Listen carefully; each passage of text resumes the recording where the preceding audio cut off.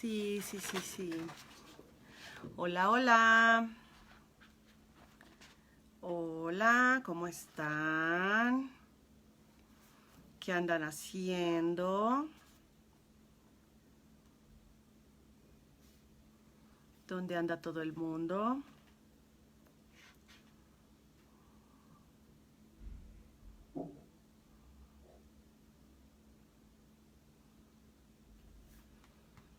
Ahí se van conectando mis amigos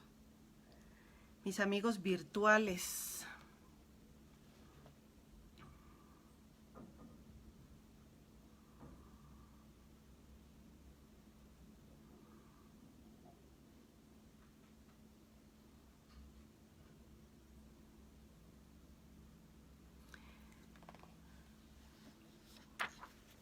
¿Qué dicen? ¿Cómo les va? Vengo llegando y patinando para llegar a las 8:30 para poder encontrármelos a ustedes.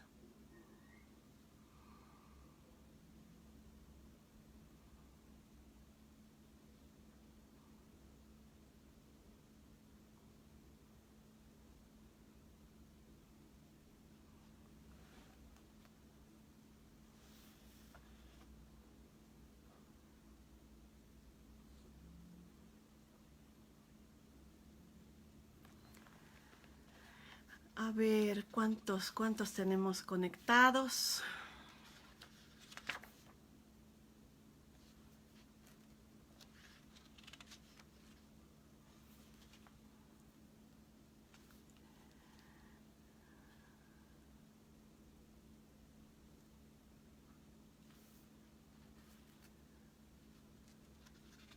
Buenas noches, ¿cómo les va? He tenido unas semanas, 2 semanas increíbles, de mucho trabajo, muchas actividades, alhamdulillah, gracias a Dios.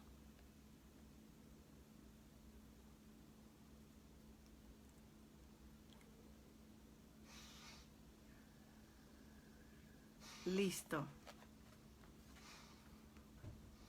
Y vengo de una capacitación, ya les había platicado a algunos que pudieron verme conectada ayer, solo que eliminé el video por distintas causas y razones. Así que los que no vieron, lo siento mucho, se lo perdieron. A ver.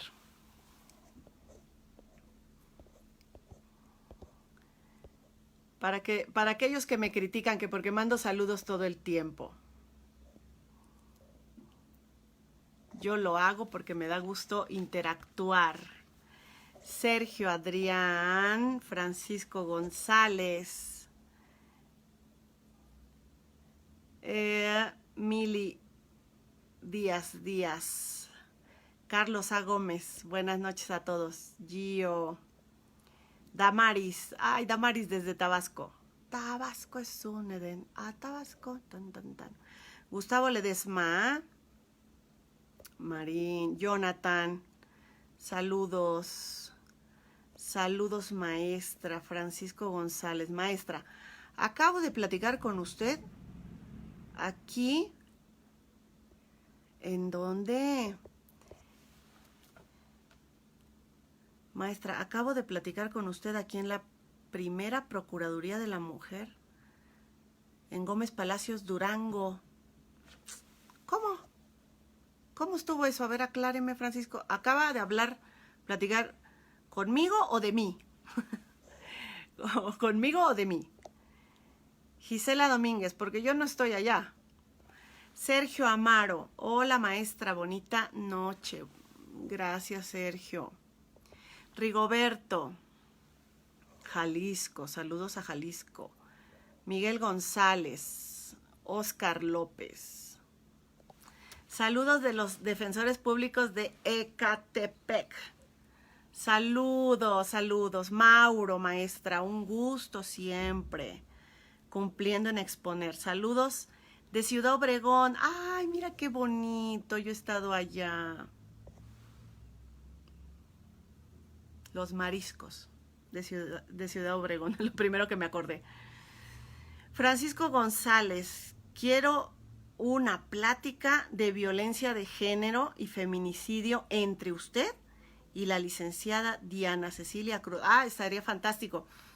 De hecho, voy dentro de 2 semanas a Colima a impartir un curso sobre temas de género, violencia de género y delitos relacionados con violencia de género. Una capacitación especializada para el personal que trabaja con víctimas de violencia de género ahí en Colima. Fabián Ramírez, saludos. Fortino. Rafe Gutiérrez, buenas noches. ¿Por qué tan formales? Saucedo, ¿cómo estás, amigo? Hola, hola. Natalie, saludos desde Chiapas. A Chiapas voy, acabo de ir, pero voy a volver a ir en diciembre. Ángel, saludos. A Gloria, saludos. Espérenme, yo estoy haciendo un poquito de tiempo, que se conecten un poquito más, porque luego dicen, ¿de qué está hablando? O me hacen preguntas de lo que ya dije. Pamela, hola, buenas noches. Qué alegría poder llegar a tiempo y ver su transmisión. Gracias, Pamelita. Saludos hasta Tapachula. Francisco Javier, el foro está atento. Buenas noches. Saludos desde Coahuila, Miguel. Gracias. Artur. Hola, maestra. Hable sobre la Ley Nacional de Ejecución. Claro que sí. Vamos a platicar de la Ley de Ejecución. Hoy me habían pedido que hablara del abreviado, entonces yo dije que iba a hablar del abreviado. De la Ley de Ejecución solamente para Campas, voy a decir lo siguiente. La Ley de Ejecución tiene, si pudiéramos identificar sus procedimientos, tiene 3. Un procedimiento más bien de integración de carpeta, el procedimiento de ejecución en sí. Luego viene un procedimiento que es entre las autoridades de los centros penitenciarios y los internos, porque los internos adquieren derechos en reclusión y ellos pueden pedir que se hagan efectivos esos derechos. Entonces hacen peticiones a la autoridad penitenciaria y cuando la autoridad penitenciaria resuelve en sentido negativo o no resuelve, entonces elevamos el pedido, ejercitamos una acción ante el juez de ejecución. Y allí entra el tercer procedimiento, que es propiamente ya un procedimiento de tipo judicial, en donde le hacemos el planteamiento de la negativa, establecemos el porqué de la controversia que se suscitó con la autoridad para que el juez resuelva, ¿no? Son 3 procedimientos. Después los detallamos. Saludos, maestra, buenas noches. Hola, hola, hola, hola. Artur, Francisco, Diana Cristina, usted me hace confundir porque a veces leo Diana Cristal y digo, la diva del sistema acusatorio está aquí. Usted también es la diva del sistema acusatorio, pero la otra es la mega diva. Rosario, saludos, maestra, desde Huejutla, Hidalgo. Ya estuve allá. Qué complicado es llegar a Huejutla, pero qué bonito. Por lo menos se come rico. Francisco González, saludos a Robert. Admirable maestra, admirándola desde Puebla capital. No me admiren tanto. Meto la pata también un montón de veces. Francisco, ¿quieren una disertación de feminicidio y violencia de género? Va, la hacemos. Martínez Alberto, debo de decir, Martínez Alberto, yo conectada acá, y Martínez Alberto, Solecito, me manda mensajes privados y me dice, ¿a qué hora es la transmisión? ¿A qué hora es la transmisión? Dije, cálmate. Ay, ¿escucharon? Es el vecino.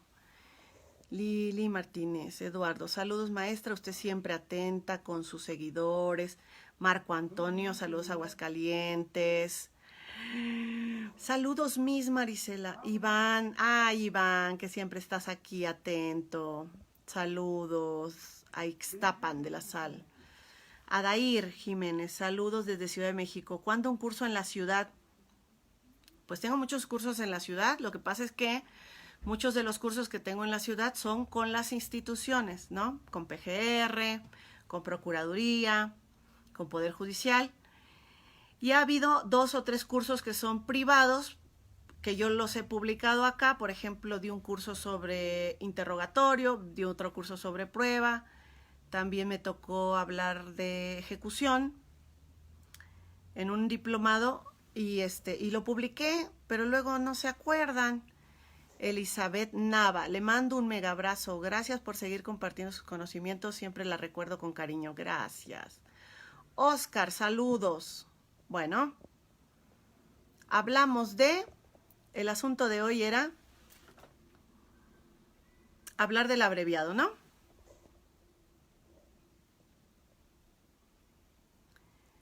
Omar, iluminados con su sapiencia. ¡Ah, exagerados! Estado de México. Saludos a Jania. Jania. Efraín. Sánchez José. Listo para aprender de usted, maestra de Chilpancingo. Bueno. Ciudad Juárez. Uriel. Lili, como siempre, un placer escucharle, agradecerle. Son unos amables, buenas gentes. Croce de la Giuseppe es de los más leales seguidores que tengo, el Croce. Giuseppe de la Croce. Mili, ¿cuándo viene a Puebla? No sé. Gustavo Andrés, desde Uruguay. Gracias por conectarte desde Uruguay.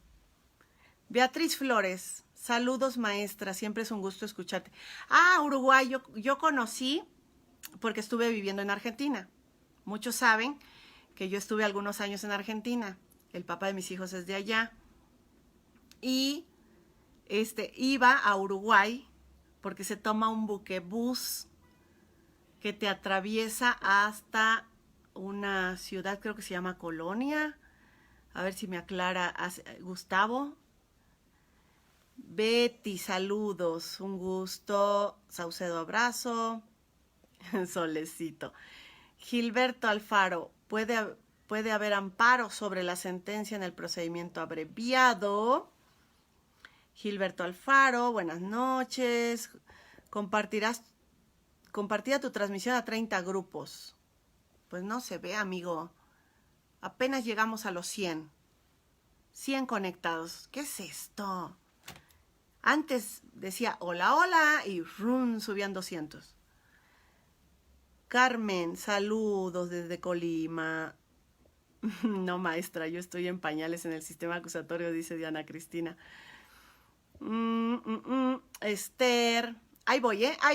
Es que luego me reclaman que no mando saludos. Carlos Encinas, Blanca, Josué. Corazón del Altísimo, mi exalumna, que ahora es una brillante MP. Diana Lamilla, hola maestra, buenas noches, esperando su cátedra. Arturo, saludos de Coahuila. Leti y Carlos Gómez. 100, pero con mucho interés, eso sí. Bueno, vamos a platicar rapidito del abreviado. Algunas consideraciones básicas y algunos errores del Código Nacional que yo he detectado. A ver, primero, mi recomendación siempre va a ser que entendamos el sistema acusatorio a partir de la comprensión básica de las nociones sustanciales del proceso. Esto significa que muchos de ustedes llevaron teoría general del proceso en la licenciatura, el maestro les sugirió un libro, les dejó tareas de ese libro, comentaron ese libro, terminó el semestre, algunos pasaron de panzazo, otros pasaron con 8, con 9 o con 10, y después cerraron el libro y les puedo asegurar que nunca más volvieron a abrir un libro de teoría general del proceso. Es más, voy a su casa y encuentro el libro empolvado. Y yo siempre les digo, vayan a buscar entre los cuadernos viejos ese libro de teoría general del proceso que alguna vez seguramente compraron. Cualquiera, ni siquiera estoy diciendo que favorezca a algún autor. Para poder entender las nociones básicas de proceso, partamos de la base de que los sujetos en el mundo material llegan a tener un conflicto porque alguna persona menoscaba alguno de sus derechos. Y frente a ese menoscabo, la persona que se siente vulnerada en ese derecho y facultada para ello, ejercita una acción ante el órgano judicial, ¿sí? En materia penal, esa acción se ve representada cuando el Ministerio Público solicita que se cite a una persona o bien que se le libre una orden de aprehensión. Y si esa persona ya está detenida porque fue detenida en flagrancia, esa acción se ve ejercitada cuando se pone a disposición para celebrar su audiencia de control de detención, ¿ok? Considerando esto, el Ministerio Público ejercita acción penal para establecer en una audiencia determinada la pretensión concreta que el Ministerio Público tiene. Y la pretensión sustancial y concreta que el Ministerio Público tiene para el proceso es que se encuentre penalmente responsable una persona de un determinado delito y que repare el daño. Son las pretensiones de la Fiscalía que siempre se van a establecer con independencia del delito de que se trate. Esas son sus pretensiones. Hay una obligación, se llama ejercicio de la imputación necesaria, hay una obligación de hacerle el conocimiento a la persona que se le sigue una investigación por un determinado delito. Ese es el momento en el que el Ministerio Público realiza la imputación. Ahí le dice al imputado: señor, le hago de su conocimiento que a usted se le investiga por los siguientes hechos y le hace un planteamiento de hechos, ¿ok? Pero esa imputación necesaria se ve complementada o formalizada con la acusación. Al acusar, el Ministerio Público ya establece con total claridad cuál es la pretensión punitiva que tiene, qué pena está solicitando, cuáles son los hechos atribuidos a la persona, su grado de participación, el grado de consumación del delito. Y los medios de prueba que tiene para sustentar esa acusación. Ahora bien, observemos la primera cuestión que quiero que tengan en consideración. El artículo 14 de la Constitución establece una garantía. La garantía se llama garantía de juicio previo, es decir, una persona, para efectos de hacérsele atribuible una conducta y atribuible la consecuencia por esa conducta, necesita haber estado sometida a un juicio previo. No puede ser sentenciada si previamente no hubo todo un proceso. Esa garantía de juicio previo es irrenunciable. El imputado no puede renunciar al juicio previo, a su garantía de juicio previo. Ahora, cuando una persona enfrenta un conflicto en el mundo material, tiene básicamente tres formas de resolverlo. La primera forma de resolverlo es a través de la transacción, por ejemplo, es decir, a través de la negociación. Nos ponemos de acuerdo porque mi contraparte y yo tenemos pretensiones contrapuestas, llegamos al acuerdo de que lo vamos a resolver, yo te reparo el daño, y tú decides ya no continuar con esa pretensión punitiva que tienes. Esa transacción como medida o mecanismo para resolver el conflicto, en nuestro sistema acusatorio se ve reflejada en los acuerdos reparatorios y en la suspensión del proceso a prueba. Esta es la primera forma de resolver el conflicto. La segunda forma de resolver el conflicto es que quien tiene una pretensión se desista de esa pretensión. Es decir, ya no me interesa la persecución penal, ya no me interesa continuar con el proceso y entonces prescindo de la investigación. En el sistema acusatorio eso lo vemos reflejado en los criterios de oportunidad cuando señala que el fiscal podría prescindir de investigar en unos supuestos muy específicos que establece el código. La tercera forma de resolver el conflicto es el allanamiento, dice la teoría general del proceso, ¿no? Yo puedo resolver el conflicto si acepto la pretensión establecida por mi contraparte. Y ese allanamiento o esa aceptación consiste en decir, sí, es cierto, sí, tienes razón. Este sería propiamente la figura del procedimiento abreviado. Cuando el imputado reconoce su responsabilidad en un hecho, está manifestando una forma de solución del conflicto a través del allanamiento procesal, que en materia de sistema acusatorio se conoce como el procedimiento abreviado. Esas son 3 vías. La cuarta vía para resolver el conflicto es acudir ante quien tiene institucionalizado el poder para que dicte una resolución. Es decir, si no lo resuelvo por la vía del allanamiento, del desistimiento o de la negociación por una salida alterna, entonces tengo que ir necesariamente al juicio ordinario. Ahora, el Código Nacional nos dice que para acudir al procedimiento abreviado, una de las condiciones que establece el artículo 201 dice es que el imputado renuncie al juicio oral.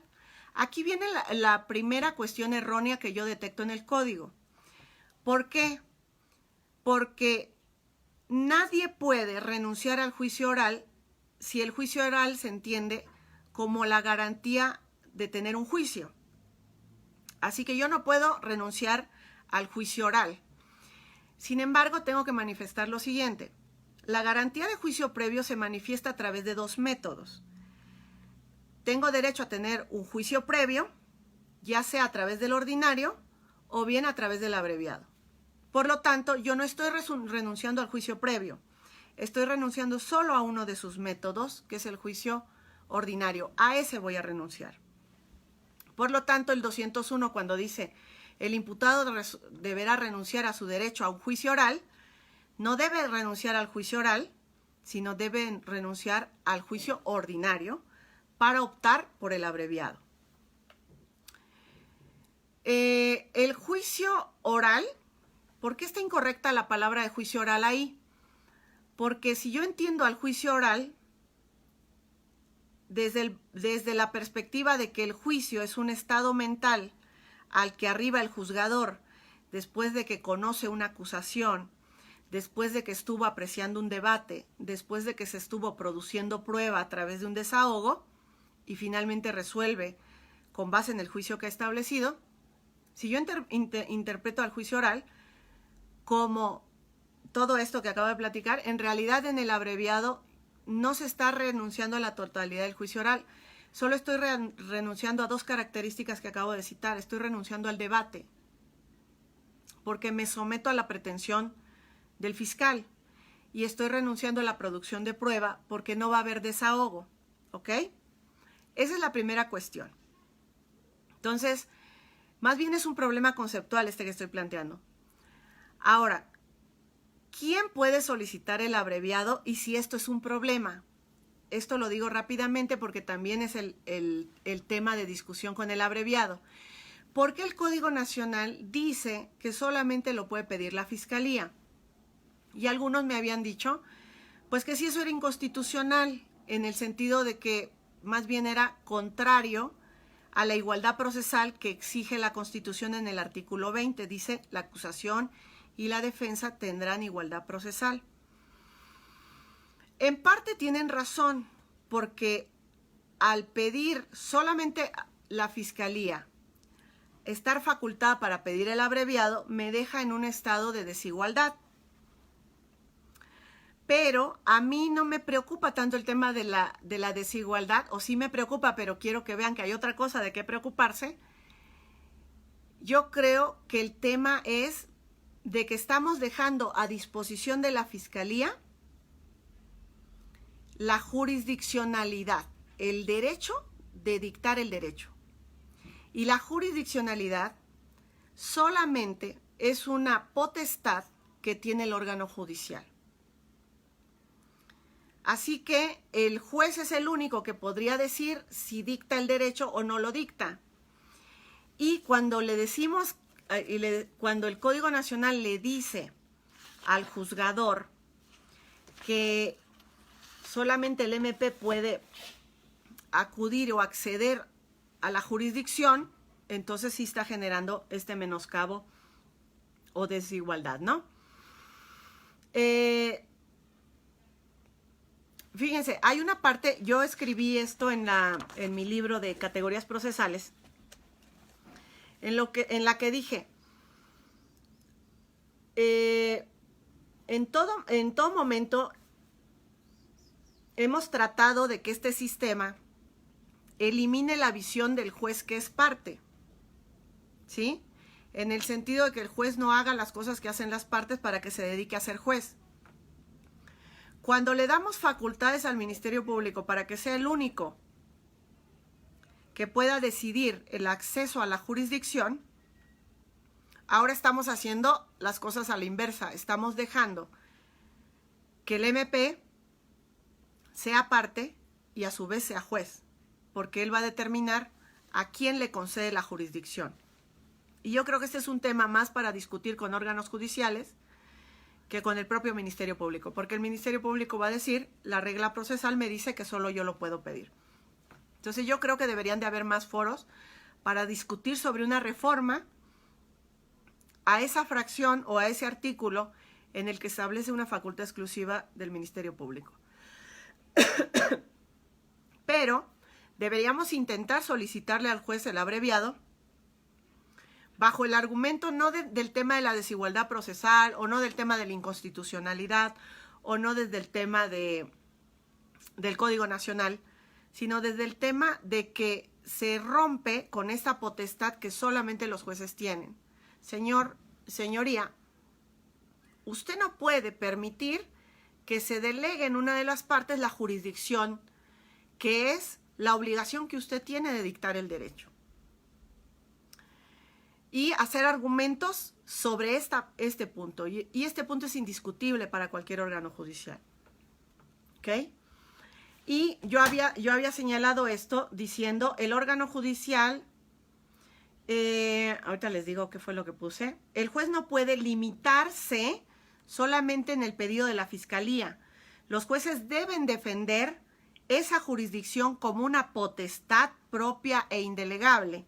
Por ende, las partes solicitan el sometimiento al procedimiento penal y el juez no puede legítimamente rechazar un procedimiento abreviado porque el fiscal no lo solicitó. Porque en definitiva, la jurisdicción es una potestad del juzgador. ¿Ok? Así que ese es un punto. Por lo tanto, yo creo que esa parte del código también merece una reforma sustancial. El otro día me dijeron, ¿qué cambiarías del código? Y le dije, si hago una lista no terminamos nunca. Yo creo que podríamos hacer un gran proyecto, pero no para generar reformas en el código, porque terminaríamos parchando el código así como hemos parchado nuestra Constitución, al punto que terminaría siendo más contradictorio, ¿no? Yo creo que en algún momento va a haber necesidad de sentarnos. Yo ya me senté ahí, a mí nadie me ha invitado, pero yo creo que me siento especialista para ir a meterme ahí a esos debates. Y generar un código nacional nuevo en el que observemos todos los errores que tiene este código y podamos generar las respuestas necesarias, ¿ok? Bueno, ahora, una vez que hemos entendido que hay un error ahí en el código al dejarle la jurisdicción en manos de la Fiscalía, debo señalar otra cosa. Lo que no han advertido los que hicieron el código, y no voy a dar nombres porque luego me meto en cada problema, es lo siguiente.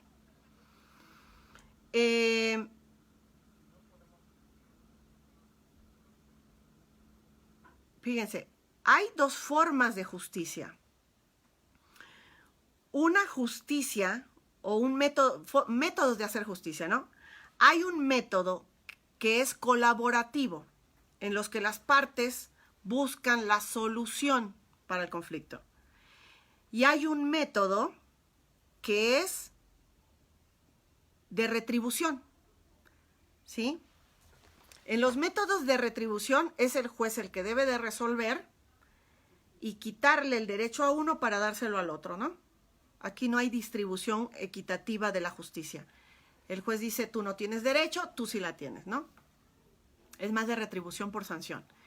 Y hay un método que es más de colaboración, en donde las partes buscan la mejor solución que tienen. Si señalamos que solamente el fiscal puede pedir el abreviado, prácticamente estamos diciendo que esto no es justicia colaborativa, es justicia retributiva. El fiscal busca sanción y el juez por eso atiende la petición del fiscal. Pero si el defensor y el imputado buscan la solución, el juez les va a decir que no. Y yo creo que ahí se están equivocando porque no entienden los métodos de justicia que existen. Y bueno, yo cierro ese punto con esta idea. Si es un método de colaboración, el abreviado y las salidas alternas, cualquiera de las partes puede solicitarlo. Y yo digo que el abreviado es un método de colaboración de justicia porque ya hubo una negociación previa y por eso es que estoy pidiendo el abreviado. No estoy pidiendo el abreviado de motu propio porque para ello yo ya tuve un acercamiento con Fiscalía, ya negociamos la pena y ya coincidimos en acudir al aparato del Estado, ¿ok? Bueno, rápidamente vamos al otro punto. Los datos que hay que invocar para conseguir una sentencia condenatoria por parte de los fiscales. Aquí tengo que entender que el Código Nacional, cuando se refiere a los datos de prueba que permitan establecer que un hecho existió y la probabilidad que un imputado lo cometió, en el Código Nacional debemos observar cuándo esos datos se vuelven requisitos de admisibilidad y cuándo se vuelven requisitos de procedibilidad. Por ejemplo, si ustedes miran en la vinculación a proceso, los datos que invoca la Fiscalía no son requisito de admisibilidad, son requisitos de procedibilidad. ¿Por qué razón lo digo? Porque el código mismo me dice, para solicitar el abreviado, tuve que haber realizado imputación. Entonces la imputación es un requisito de admisibilidad. Y el imputado tuvo que haber tenido su oportunidad de contestar a esa imputación a través de una declaración, si quiso hacerla o no. Esos son sus requisitos de admisibilidad. Ahora, para que proceda la vinculación, necesito datos razonables de que el hecho existió y la probabilidad de que el imputado lo cometió en el abreviado, en la vinculación. Pero en el abreviado, los datos que obran en esa carpeta que lleva la Fiscalía se convierten en requisitos de admisibilidad. Por lo tanto, para que el fiscal pueda, para que pueda abrirse el procedimiento abreviado, se necesita verificar la existencia de datos que corroboren la imputación, dice el artículo relativo al abreviado. Entonces, para abrir el abreviado, el procedimiento, necesito datos que corroboren la imputación. Ahí los datos, si se dan cuenta, son requisitos de admisibilidad. Por lo tanto, si no hay datos suficientes sobre el hecho y que el imputado lo cometió, no podríamos entrar al procedimiento abreviado. De ahí se explica que para el abreviado no existe sentencia absolutoria. No puede haber una absolutoria en el abreviado, porque si no había datos que corroboraran la imputación y la probabilidad que el imputado lo cometió, el juzgador no debió abrir el procedimiento abreviado. ¿Ok? Ahora, una vez que las partes se presentan ante el juez, ¿qué se necesita? Necesito la acusación. ¿Por qué se necesita que haya acusación en un abreviado? Porque no puedo reconocer hechos que no me hayan sido acusados. Ese es el principio de imputación necesaria. Todos los instrumentos internacionales hablan de que cualquier acusado, cualquier persona tiene derecho a saber de qué se le acusa. Y a partir de ahí, de saber con claridad de qué se le acusa, entonces establecer la estrategia que mejor le convenga. Someterse al abreviado es una opción o una estrategia de defensa. que para muchos puede implicar la entrega del imputado. Cuando el defensor le sugiere al imputado que reconozca el hecho, de alguna manera lo está entregando a la justicia. Y algunos señalan que eso es una mala defensa. Yo pienso que en ocasiones es una estrategia que implicó un adecuado ejercicio de defensa porque someterse al abreviado implicó un análisis del caso para determinar cuáles eran las mejores opciones de la persona. Para reconocer el hecho, entonces necesito conocer el hecho del que se me acusa. Todos los instrumentos internacionales hacen referencia a ese derecho y a ese principio de imputación necesaria de saber de qué se me acusa y con qué se me está acusando en cualquier procedimiento, tanto ordinario como abreviado. Entonces, por eso en el abreviado se requiere la acusación. La diferencia que va a haber en el escrito de acusación entre el ordinario y el abreviado es que hay una fracción en la que dice la pena a imponer, tenemos que pedir la pena a imponer. Si yo estuviera en un ordinario, no tengo con claridad la pena a imponer porque la pena que conozco es la pena en abstracto, que me da el tipo penal, con las agravantes, con el grado de consumación, con el grado de participación. Entonces, yo solicito en el ordinario una pena en abstracto, es decir, solicito la pena de acuerdo al parámetro que me establece el tipo penal, de tanto a tanto. Ya es un exceso cuando el fiscal dice, la cual no deberá de ser inferior a la mínima, no deberá de ser inferior a la media, porque ya está incluso pidiendo una pena en lo específico, cuando todavía no ha habido individualización de la pena, porque ni siquiera ha habido debate de juicio. Así que eso a mí me parece como un ejercicio de oralidad excesivo por parte de la Fiscalía, que de alguna manera rompe un tanto con su deber de objetividad, ¿no? Porque ya se ve muy inquisitivo pidiendo la máxima.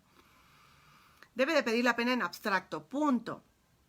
Ahora, ese escrito de acusación en lo que va a cambiar es precisamente en la pena a imponer cuando se trata del abreviado, porque ya no se pide la pena en abstracto, se pide la pena en concreto.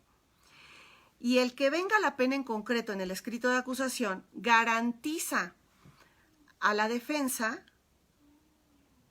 que el imputado reconozca el hecho, porque necesito que quede especificado ahí la pena que negociamos para que yo tenga la certeza de la pena que está solicitando y en función de eso el imputado reconozca el hecho. Una vez, digamos, ya inmersos en el procedimiento abreviado, hay unas condiciones que se deben de cumplir, unas condiciones que tienen que ver con la conciencia del imputado respecto de las consecuencias que tiene someterse a este modelo o método de justicia. Por lo tanto, el juez debe de verificar que sabe de las consecuencias de reconocer el hecho, que sabe en qué consiste el procedimiento abreviado, que fue debidamente asesorado y además que su voluntad para ese reconocimiento la externa de forma libre, consciente, sin ningún método de coacción. Entonces, una vez verificado esto y verificados los datos que expuso la Fiscalía, que son corroborativos de la imputación, entonces se le permite al imputado reconocer esa responsabilidad en el hecho. Y por lo tanto, el juez va a resolver con una sentencia condenatoria. ¿Ok? Habrá gente que me diga, ha habido absolutorias en abreviado. Deberá ser por razones muy extrañas o muy ajenas a la insuficiencia de datos. Muy ajenas a la razonabilidad de los datos. ¿Por qué sostengo esto? Porque como los datos eran un requisito de admisibilidad, el juez debió escuchar los datos, debió conocer en qué consisten estos datos y debió haber verificado si con los datos que tenía la Fiscalía en ese momento corroboraban esa imputación que había hecho y esa clasificación jurídica que había hecho. Ahora, ¿el juez puede variar la clasificación en el abreviado? Mi respuesta sería sí, por una razón que siempre sostengo. Los jueces tienen la facultad de aplicar el principio de iura novit curia. Y el principio de iura novit curia le permite a los jueces modificar el derecho. Pero hay condiciones de la aplicación de la modificación del derecho pretendido por la Fiscalía. La primera es que al cambiar la clasificación jurídica no la cambie por una más grave. Así que podría cambiar la clasificación jurídica a la inversa, no hacia lo más grave, sino hacia lo más atenuado. Y respecto de la pena, la pregunta es, ¿los jueces pueden cambiar la pena en el abreviado a pesar de que es resultado de una negociación? Y mi respuesta es sí, los jueces pueden cambiar la pena. Porque el principio de iura novit curia permite que los jueces puedan modificar el derecho cuando está invocado erróneamente, es decir, yo me equivoco del artículo que estoy señalando o de la clasificación jurídica, el tipo penal y el artículo que lo contempla, y el juez entonces me cambia el artículo. Pero también me puede cambiar la interpretación que le he dado a la norma correcta, es decir, si la Fiscalía invocó la norma, es correcta, pero lo que está incorrecto es su interpretación, el juez puede cambiarle la interpretación. Por lo tanto, si el fiscal dice, yo solamente le concedí, después de una negociación pues muy álgida y muy insistente por parte de la defensa, tratando de conseguir la reducción más posible en el abreviado, y dice el fiscal, yo le concedí solamente esta reducción porque el código me dice que hasta 2/3 partes, por ejemplo, hasta 2/3 partes de reducción, y yo interpreto el hasta 2/3 partes como una facultad muy amplia para ir de acá hacia acá, y yo decidí aplicarla de acá abajo, el juez podría señalar que esa interpretación es errónea y que lo que se busca es que el imputado pudiera alcanzar hasta las 2/3 partes, por ejemplo, ¿no? Seguramente alguien me va a decir, oiga, pero el Código Nacional dice que el juez no puede variar la pena o no puede imponer una pena distinta. Y aquí yo les respondo, hay que interpretar el concepto de pena distinta en función del catálogo de penas existentes. Es decir, no podría cambiar la pena de prisión por una multa o por otro tipo de pena. Pero no dice una pena, no podría modificar la pena, ¿no? No dice que no la pueda modificar. Dice, no puede imponer una distinta en función de la naturaleza de la pena. Pero sí puede imponer una pena inferior. Lo que sí es claro el código es en señalar ni una más grave o ni una pena mayor, ni una distinta, ¿no? Entonces, distinta en cuanto a su naturaleza, no la puede imponer, tampoco la puede imponer mayor, por obvias razones, entonces nos queda la opción de que el juez puede imponer una menor. ¿Y en qué baso esto? En que en el abreviado, los jueces han perdido la oportunidad de observar un debate y han perdido la oportunidad de ver la producción de una prueba. Pero lo que nunca han perdido, lo que los jueces nunca perdieron, es una facultad exclusiva que tienen los jueces, que es la de imponer la pena. El artículo 21 de la Constitución dice, la imposición de las penas, su modificación y su duración es facultad exclusiva del órgano jurisdiccional, ¿no? Por lo tanto, me dirán lo que ustedes quieran, menos que los jueces hayan perdido esa facultad. Y en el libro de categorías procesales yo mencioné esto. La defensa judicial de la jurisdiccionalidad, en el sentido de que cualquier negociación no deja a los jueces sin una de sus más importantes facultades que tiene, la de dictar el derecho. Si de los hechos conocidos el juez advierte que el imputado le correspondería una reducción mayor, conforme a derecho, es perfectamente posible que pueda imponer la pena más adecuada, pues la facultad de imposición de las penas es exclusiva de los jueces. ¿Ok? Así que estas son algunas consideraciones sobre el abreviado y hay otras más que seguramente van a surgir a raíz de lo que acabo de comentar.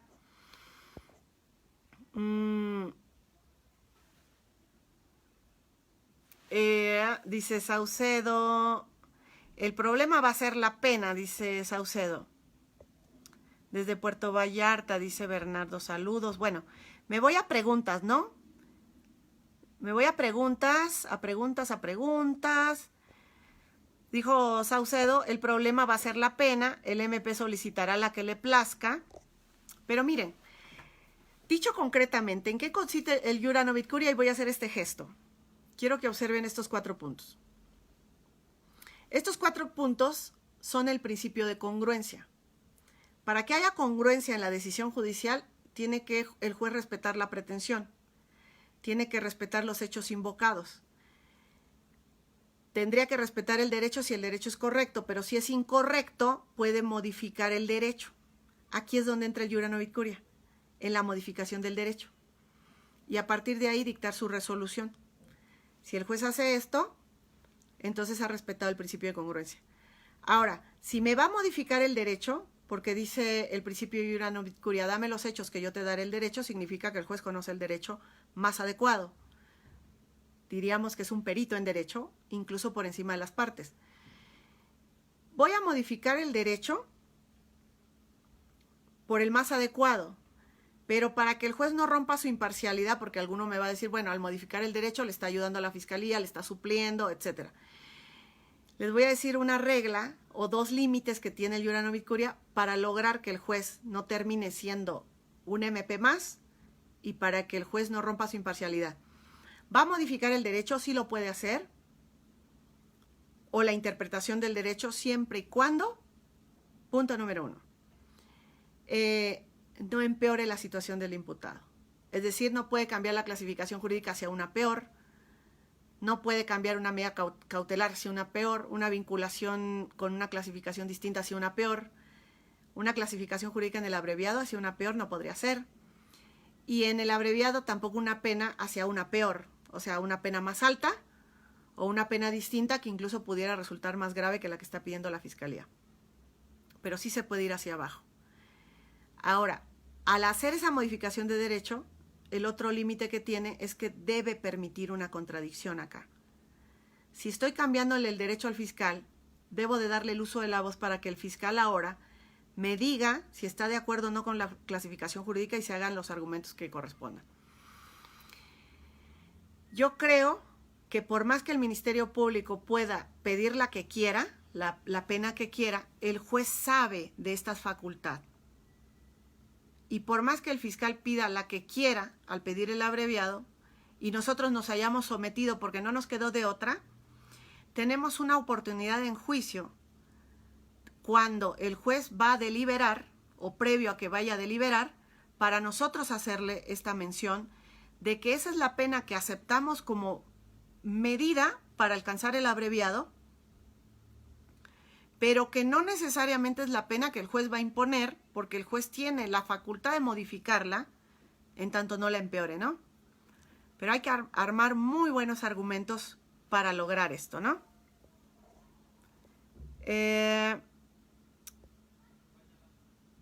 Solecito, respondiendo, también lo pensé, dice el licenciado Sol.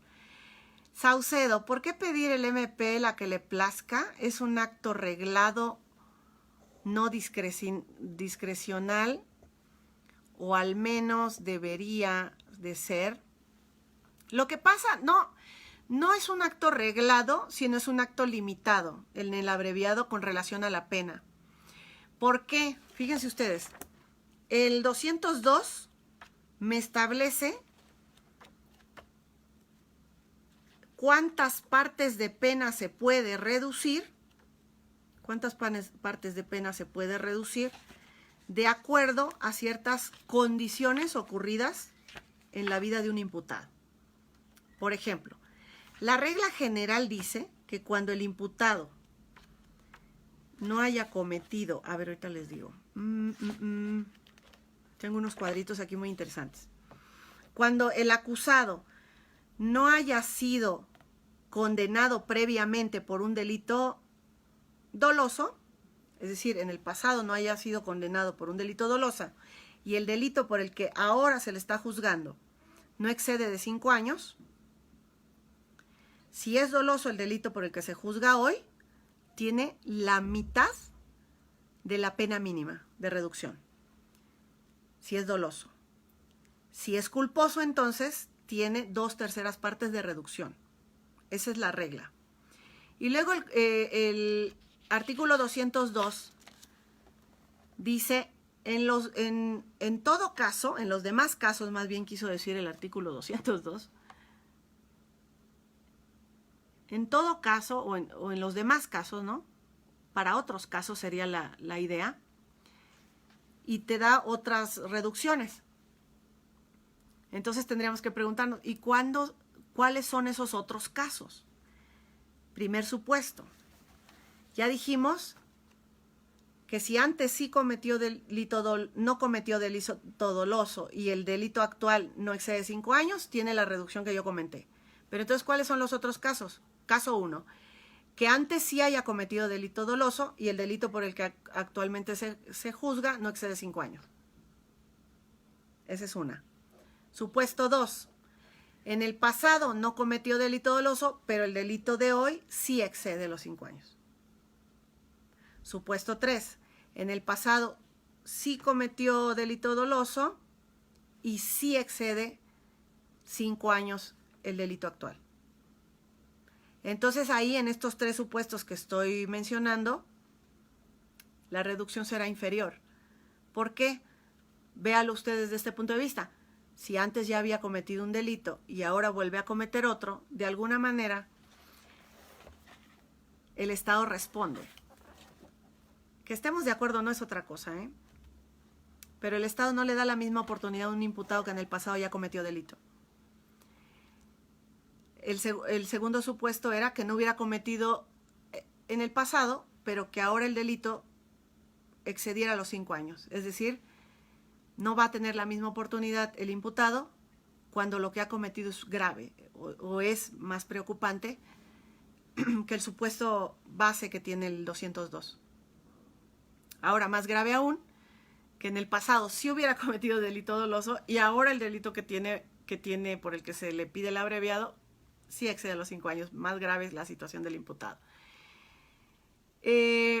Ahora, aquí hay un tema que nos da para discutir largo y tendido otro día. Cuando el código en distintas figuras procesales está utilizando el pasado del imputado, está olvidando un elemento o una declaración constitucional de que nuestro sistema se rige por el derecho penal del acto y no del autor. Lo que voy a juzgar hoy en día es el acto de hoy en día. Sin embargo, en muchos artículos del Código se toma en consideración el pasado criminal del imputado. Y eso es derecho penal de autor. ¿Por qué? Porque ese autor va a tener un tratamiento distinto de cualquier otro autor. En cambio, cuando se juzga hecho, no estoy tomando en consideración al imputado, estoy considerando el hecho nada más. Muchas veces, por ejemplo, para la prisión preventiva, hay un artículo que dice que el juez tomará en consideración para dictar la prisión preventiva especialmente si en el pasado el imputado ha cometido delito doloso. Aquí en el abreviado nos dice que la reducción no va a ser igual que en el supuesto base si en el pasado ha cometido delito doloso. Es decir, a pesar de que nos han informado que este sistema ya no considera el tema de la reincidencia, sí hay muchos actos procesales en donde indirectamente la reincidencia está siendo una condición para no conceder derechos o para limitar derechos a los imputados, lo cual me parece preocupante. Hay un video, porque hice un curso online, ese video lo tiene el maestro Saucedo, donde explico paso a paso todo lo que platiqué ahorita sobre el Iura Novit Curia y que no quise platicar ahora porque es un curso que el maestro Saucedo está promoviendo. Si quisieran ahondar en ese tema, yo los invito a contactar al maestro Saucedo, a inscribirse para la reproducción de ese curso online para que ustedes tengan acceso detallado a esa información. Si el juez obliga al MP a presentar acusación con procedimiento abreviado sin consenso, el MP solicitará la pena que quiera, nomás por fregar. Bueno, no podría ser si no hay una negociación previa, ¿eh? Yo voy a este punto. siempre va a partir el abreviado de una negociación, porque si no hay negociación, ningún defensor debería aceptar un abreviado, porque tú no sabes con qué te van a sorprender en la acusación. Entonces, la base es la negociación. Lo que yo estoy diciendo es que una vez que tengo la negociación, me importa un comino quién está solicitando el abreviado. Si el imputado, a través de su defensor, o el Ministerio Público. Si soy el juez y a mí se acercan los gobernados, se acercan los ciudadanos a pedirme que quieren acceso a la justicia, yo soy el único que tiene la potestad de darles acceso a la justicia al que me lo solicite. Después veré si le resuelvo en su favor o no, pero todos los ciudadanos tienen derecho al acceso a la justicia. Y que no me diga una regla procesal que voy a tener acceso a la justicia solo si el MP quiere. Y como no quiere, entonces me va a someter a un juicio ordinario. Esa es mi postura, ya me estoy enojando. Perdonen ustedes. Por eso digo que el problema de que el MP solicite el abreviado de acuerdo al Código Nacional no es tanto un problema de igualdad procesal. Es un tema de jurisdiccionalidad. No le podemos dar a una de las partes la facultad de abrir un juicio. No le puedo dejar en manos de las partes que la parte decida si vamos al proceso y si el juez me va a sentenciar o no, si una de las partes quiere. ¿Sí me explico?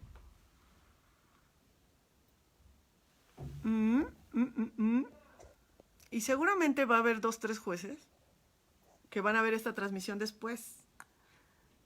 Así que voy a agregar una palabra que usa Saucedo después de que da 2, 3 palazos muy duros. Después dice, dicho con respeto. Luego se pelea con los jueces. Voy a cometer una indiscreción. Va Saucedo a una audiencia y la audiencia estaba caminando normal el asunto. Aparece Saucedo en la audiencia y empieza a darle 2, 3 calambrazos a los jueces. Da 2, 3 palazos. Algunos son palazos de ciego, otros son palazos. Da 2, 3 palazos. Perdón, amigo. Y después le dice al juez, dicho con respeto, señoría. Yo no sé si usted tenga interés en el asunto. Dicho con respeto.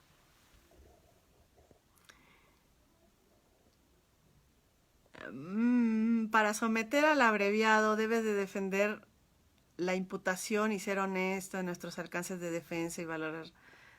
Muy bien.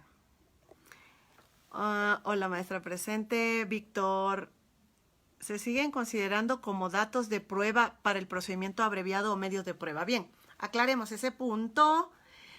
Los datos de prueba son los enunciados contenidos en cualquier registro que afirman hechos que son relevantes para una causa.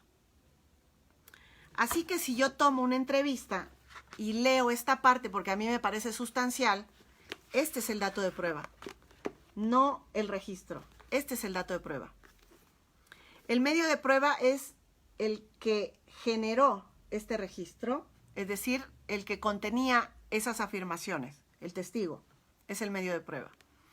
En el abreviado se corroboran los datos que sustentan la acusación, es decir, que los datos existan y que sean razonables. No, el juez va a considerar esos datos para resolver. Es una excepción a la negativa de darle valor a los registros. El 259 dice, los antecedentes de la investigación carecen de valor para fundar una sentencia definitiva. Quiere decir que estos registros carecen de valor para fundar una sentencia definitiva, salvo las excepciones expresamente señaladas en los códigos. Y el código dice que el juez resolverá con los datos que obren en la carpeta. Entonces ahí le está atribuyendo valor a los datos. No me pregunten si el dato de prueba es en etapa de investigación y medio de prueba se llama en intermedia y prueba se llama en juicio porque esa es una mala apreciación del conceptual. Dato, medio de prueba o prueba no se denominan así por la etapa en la que se estén presentando, invocando o desahogando. Este es el dato de prueba y el dato de prueba incluso subsiste en juicio si yo lo uso en una declaración previa para controvertir a un testigo. Sigue siendo un dato de prueba si yo le digo, usted anteriormente había mencionado que el carro era rojo, ¿verdad? Sí, y ahora dice que es blanco. Y hago todo mi ejercicio y lo hago que lea el dato que había dado originalmente. Es decir, en juicio subsiste el dato. El medio de prueba no es medio de prueba porque llegó intermedia y ahora hablamos de medio de prueba. ¿Por qué? Porque en etapa de investigación también tengo medios de prueba desahogando. En la audiencia de prórroga, en la prórroga, cuando la defensa desahoga medios de prueba, lleva al testigo directamente, ahí tengo un medio de prueba en etapa de investigación. Así que no es por la etapa, sino la diferencia es que el dato está contenido en este registro, el medio de prueba es un testigo, un perito, un documento, una evidencia física, por ejemplo, ¿no? Gracias, Cristina. Ya vio que usted es muy inteligente. Dice la Convención Americana de Derechos Humanos, en los artículos tales y tales, caso Barreto contra Venezuela, conocimiento de la investigación para plantear la estrategia. Ella me habla sobre el derecho a conocer de la acusación. Muy interesante tema. Muchas gracias, maestra. Luciano Vizcaya. Soy muy explícita. Quisiera contar con usted en cuanto tenga un asunto penal. ¿Cómo ve? Va, veo. Y como veo, doy. Mario.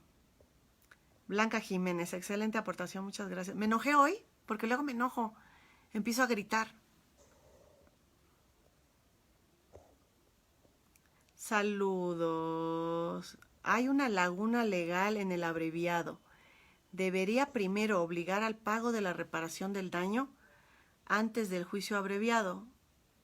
La víctima que sin protección... Salud, maestra. Bueno, ojo, la reparación del daño es un requisito de procedibilidad. Dice que la víctima podrá oponerse fundadamente para que se admita el abreviado si no se le reparó el daño. De ahí se deduce que la reparación del daño es un requisito de procedibilidad en el abreviado. Perdón, de admisibilidad. Perdón, de admisibilidad. Por lo tanto, si la víctima dice, me opongo a que se abra el procedimiento abreviado toda vez que el imputado a mí no me ha reparado el daño, esa oposición es fundada. Y si es fundada, el juez no admite el abreviado. Distinto es cuando la víctima dice, señoría, yo me opongo porque a pesar de que se cumplen todos los requisitos, yo quiero las penas máximas y que este desgraciado se pudre en la prisión. Pues no, ahí no está fundado su oposición, porque cuando hablamos de una posición fundada significa que haga falta alguna regla, algún requisito de admisibilidad para que el juez pueda permitir el abreviado. Luciano, ¿cuál es el tema, maestra? Perdón, acabo de entrar. No les digo. Esperé como 10 minutos a que ingresaran todos. Es sobre abreviado. Natalie Ruiz, maestra, ¿qué debo hacer si la fiscalía se niega a ofrecer un abreviado? Bueno, algunos abogados prácticos me dirán, pues hay que negociar, ¿no? Hay que sensibilizar, hay que suavizar al Ministerio Público. No estoy diciendo nada incorrecto, ¿o sí? Pero yo lo que estoy proponiendo es que argumenten con los jueces. El problema sería que no puedo ir a pedir el abreviado al juez si el fiscal se niega a la negociación. Esa es la realidad. Fíjense cómo nos condenan a someternos a la fiscalía en muchos sentidos, ¿eh? Lo digo con respeto, dijera un amigo y conocido. Lo digo con respeto. Yo sé que hay fiscales muy honorables, pero hay algunos que dirán, pues es que no me ha sensibilizado usted para que yo acepte el abreviado. Lamentablemente es esa mi única respuesta que yo le puedo dar, porque si yo acudo con el juez y le digo, es que el fiscal se niega a concederme el abreviado y ese juez es de estricto legalismo, me va a decir, pues es que el código dice que solo lo puede solicitar el abreviado del MP. Siga intentando, siga tratando de convencerlo. Comparta los cuadros que comenta. Ah, caray, Sánchez. Mire, Sánchez José, le voy a decir una cosa. La primera cosa que usted tiene que hacer ahorita que se desconecte es mandarme un inbox. Y yo le doy los datos de la cuenta y me deposita usted para que usted vea este cuadro. Este es el supuesto base. Dice, esta es la reducción, esto es si lo cometió con dolo, etc. Y dice, o en los demás casos, es esta. Supuesto A, supuesto B y supuesto C. ¿Ok?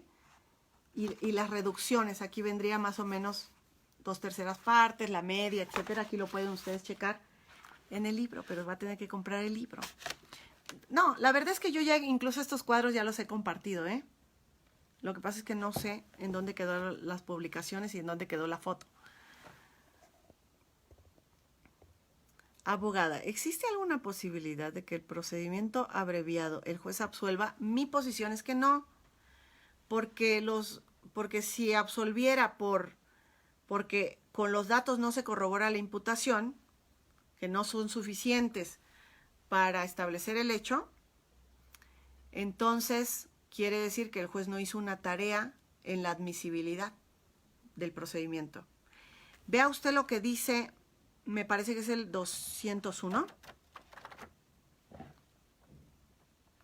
La verdad es que yo soy enemiga de aprenderme los artículos de memoria.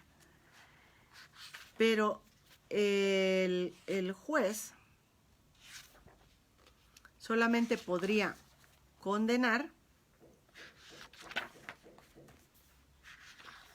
en el abreviado, porque hay un artículo que le dice al juez que siempre y cuando se corrobore la imputación, admitirá el procedimiento. Así que si no... Estoy buscando el artículo, ¿eh? Se me haría difícil ahorita encontrarlo. Pero si hay un deber de corroborar la imputación, lo dice el Código Nacional.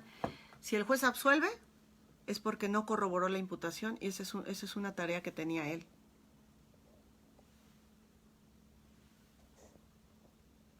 Maestra, cuando el MP erró al solicitar la pena y no corresponde aritméticamente al porcentaje de disminución, ¿es posible ajustar en beneficio? Sí, desde luego. Aplicación del principio de iura novit curia, también lo explico en el libro. Los jueces pueden imponer una pena inferior, yo creo que ya lo había explicado hace unos minutos, pero tienen que hacer un ejercicio de argumentación para explicarle al juez que es su facultad la de imponer la pena. Y luego investiguen, ya estoy haciendo comercial al libro, lean el libro porque yo hablo del principio de iura novit curia en el control de la detención, cómo el juez resuelve en los controles de detención, cómo resuelve en la vinculación, cómo resuelve en medidas cautelares y cómo resuelve en el abreviado, utilizando esta máxima de que dame los hechos que yo te daré el derecho. Hay veces que el MP no te quiere dar el abreviado y quiere su cochupo. Ay, Solecito, tenías que dar la nota aquí. Y te ves en la necesidad de pedírselo al juez y ahí es cuando el MP se pone muy mal, violando el acceso a una justicia pronta y expedita. Sí, porque si vas con el juez por un control te va a rebotar y te va a decir es que el MP lo tiene que pedir y luego el MP se enoja porque fuiste de chismoso con el juez a exhibirlo y después ya no te lo quiere dar por nada del mundo. Así nos tienen encerrados, precisamente por un error de apreciación del legislador. Navarrete. Las cosas como son. Blanca Jiménez. El intercambio de opiniones es válido Si está fundado y motivado. Claro que sí. Navarrete, felicidades. Buenas noches, maestra. ¿Qué deberíamos hacer cuando la Fiscalía no nos concede el abreviado sin antes llegar a un acuerdo con los ofendidos por la reparación del daño? Pero estos exigen una cantidad exorbitante y de la carpeta no se acredita la cantidad que solicita por reparación del daño.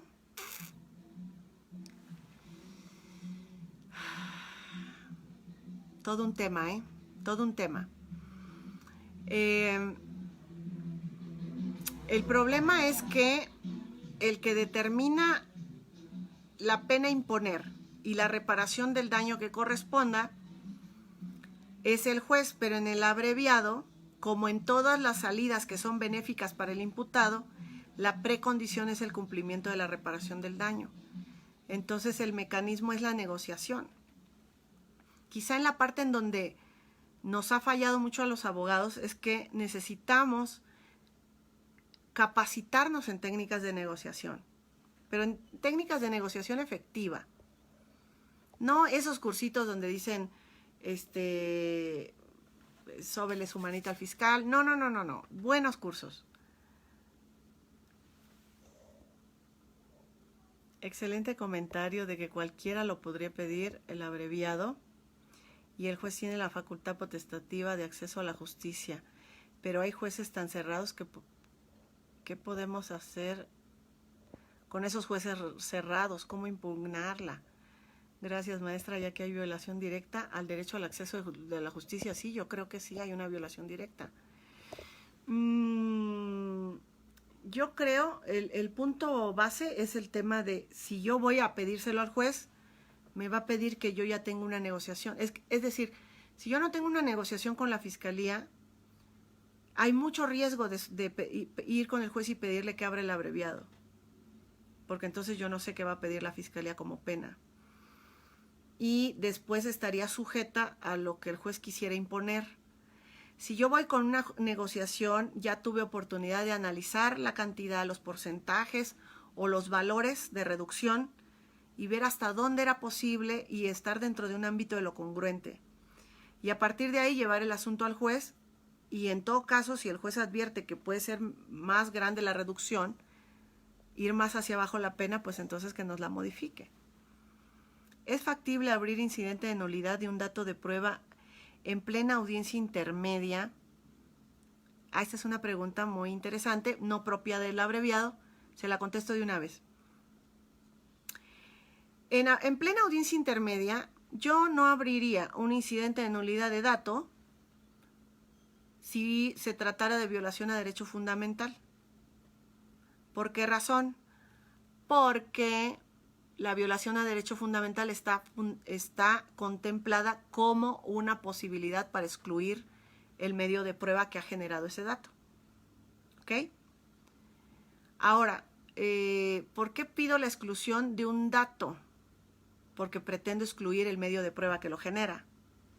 A la postre yo quiero que desaparezca el medio de prueba, no tanto el dato, ¿no? Entonces, si en audiencia intermedia tengo la posibilidad de excluir el medio de prueba, pido la exclusión del medio de prueba. Si el caso que motiva esta pregunta es por una violación de un derecho fundamental. Si es por violación de una regla procesal, yo puedo pedir la exclusión del dato. Tengo 24 horas a partir de que tomo conocimiento del vicio o la violación a la regla procesal que tiene el dato. Y sí, lo puedo hacer mención en la intermedia, si es que no existe un método de exclusión ahí que me resulte más factible. Entonces, acuérdese que las vías de depuración de prueba son a través de los incidentes de nulidad o a través de la exclusión. Si ya estoy en una audiencia donde se va a celebrar un debate para exclusión, posiblemente ahí obtenga la respuesta y no necesite promover el incidente. Eso ya lo tendríamos que analizar como un caso concreto, ¿no? Yucatán, Julio, saludos. Jonathan, maestra, ¿se puede interponer recurso de apelación en una sentencia por procedimiento abreviado? El código establece las causales para la apelación. Voy a buscar mi código. Yo ni soy fan de andarme aprendiendo los artículos de memoria, ni lo recomiendo. Me gusta más que entendamos el porqué del sistema, ¿no? Y el 460, ¿y qué es?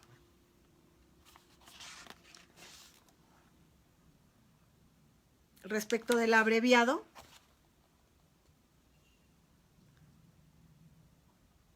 fracción cuarta, resoluciones del juez de control apelables. Y tengo la fracción sexta, las que pongan término al procedimiento o lo suspendan. Ese es un supuesto. Y el otro es la fracción novena, la negativa de abrir el procedimiento abreviado. ¿Ok? Esas son resoluciones de los jueces apelables. La 10, la sentencia definitiva dictada en el procedimiento abreviado.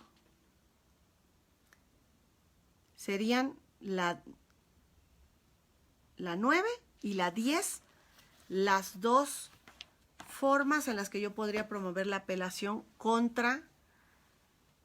Me negaron la apertura del abreviado, el juez la niega. Suponga usted que niega el abreviado porque la víctima plantea una oposición que no está fundada, pero el juez cree que sí, ¿no? Entonces promueve apelación contra la negativa de abrirme el abreviado bajo la consideración de que la víctima estableció una oposición, pero esta no fue fundada, y hago mi argumentación. La otra, respecto de la resolución dictada en el abreviado, ponga usted que el juez resuelve imponiendo a lo mejor una pena mayor a la negociación, o bien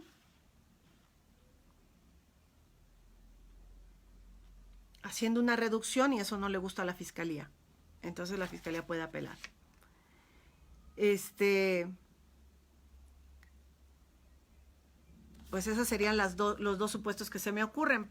De otra manera, si es una sentencia condenatoria, el imputado reconoció, yo no veo la razón de apelar si no fuera por uno de estos ejemplos que le estoy poniendo en concreto, ¿no? Diana, maestra, en las soluciones alternas, la suspensión condicional del proceso, se extingue la acción penal si se cumplen las condiciones. Sí, me parece que sí. Yo tengo un problema ahí con las cuestiones conceptuales de lo que es la extinción de la acción penal y el desistimiento de la acción penal. Pero no quisiera ahorita entrar en esas explicaciones porque esto se nos va a alargar muchísimo. Si no mal recuerdo, nos dice Janet, existe tesis en las que obliga al juez verificar si la pena solicitada por el Ministerio Público es la adecuada y en su momento, como usted lo ha manifestado, hacerse cargo de la modificación de la misma. Gracias, Janet. Así no hablo como loca, ¿ya ven? El plea bargaining contra el procedimiento abreviado. Esta es una forma... es un gran texto, Frank. Esta es una forma especial de procedimiento criminal donde el denunciado pide al juez una reducción, Sí, lo que pasa es que el plea bargaining tiene dos figuras que tenemos nosotros en nuestro país. Tiene dos posibilidades el imputado en Estados Unidos. Por un lado, reconocer el hecho y obtener una reducción de pena. Ese es un modelo. Y el otro modelo que está contenido en esa palabra en inglés es que se suspenda su proceso, se someta a condiciones y las cumpla. Es decir, lo que nosotros tenemos como abreviado y suspensión condicional del proceso, en Estados Unidos aparece como esa figura que usted acaba de mencionar. Un gusto saludarle, Sujei, buenas noches. 203 del Código Nacional, gracias. José Juan, es el 203 cuando verifique el juez que hay datos que corroboran la imputación. Es correcto. Carlos, maestra, buenas noches.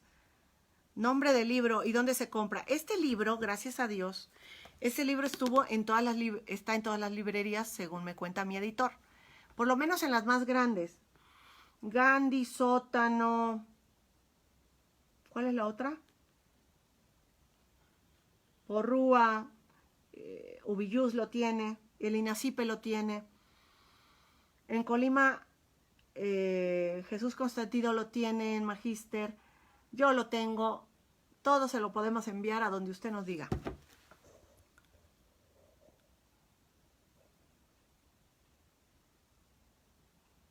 Saludos a Yavie.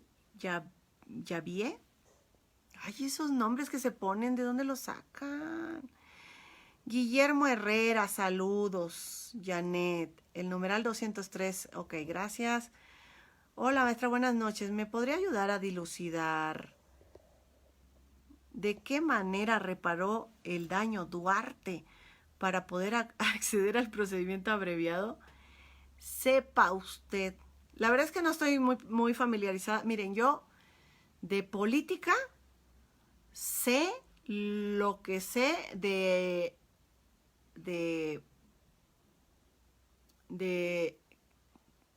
moléculas. Nada, o sea, nada. Entonces no sé qué haya pasado. No analicé el caso del abreviado. No sé cómo estuvo el cálculo de la reparación del daño. Solo vi una nota periodística donde decía que había pagado una mísera cantidad en relación con todo lo que se le estaba señalando, ¿no? Tal vez no se pudo acreditar todo lo demás, no lo sé. Ahí está mi despacho para dar conferencias o diplomados a sus órdenes. Ay, Guillermo, muchas gracias. Va que va, nos ponemos de acuerdo. Caso Duarte. Apárteme de sus 2 libros, ¿qué otros podría recomendar, por favor? Aparte de mis 2 libros, ¿qué otros podría recomendar? Extranjeros. Yo les invito a leer a María Inés Horvitz, chilena. María Inés Horvitz. Invitaría a leer, me van a matar los maestros de México, pero algunos no garantizan. Pero yo luego les paso unos nombres. Claro que sí podría apelar, pero nada se va a ganar, creo, dice Saucedo. En una vinculación por 2 delitos en el abreviado del fiscal, ¿puede desistirse de uno de los delitos argumentando en la acusación que no existen datos suficientes y por ello acusa solo por uno de ellos? Sí, sí puede. Y el otro lo seguiré investigando. Ya se pronunció la Corte al respecto.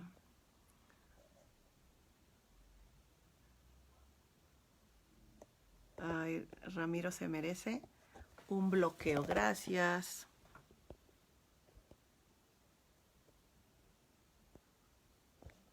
Bye, Ramiro. Aquí estamos. Estamos hablando, sí. El juez dio por hecho, que con la confiscación, cuando el imputado ha cumplido con las condiciones impuestas. Ok, esos comentarios los comentamos después y corresponden a otro tema. Saco otro tema después y me conecto después. ¿Qué les parece? Ya nos prolongamos mucho. Les agradezco mucho a todos que hayan tenido la oportunidad de estar aquí hoy. Vamos a descansar. Yo tengo todavía 2, 3 pendientes que resolver aquí. Y mañana pues a continuar con las actividades. Les deseo mucho éxito. Muchas gracias a los que se conectan, a los que son respetuosos en sus comentarios.